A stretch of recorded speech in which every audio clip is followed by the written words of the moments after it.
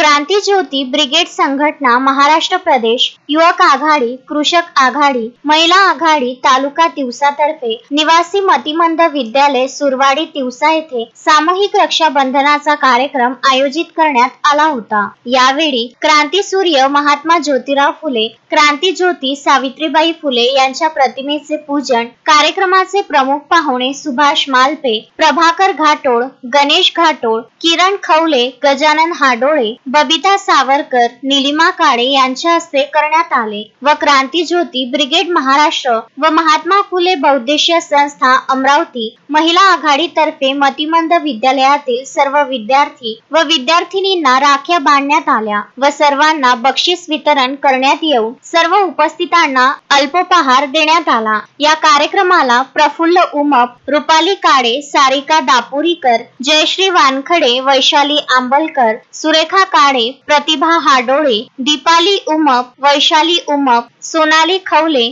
अतुल आंबुलकर, अंकुश राठोड, पवन देशमुख, प्रशांत जवादे यासह आदी मान्यवर व सर्व कर्मचारी वृंद उपस्थित होते। कार्यक्रमाचे संचालन समीक्षा घाटोळ यांनी केले। राष्ट्रवंदना करून कार्यक्रमाची सांगता करण्यात आली। आभार प्रदर्शन गणेश घाटोळ यांनी केले। रामचंद्र मुंदाणे, विदर्भ न्यूज, तिवसा।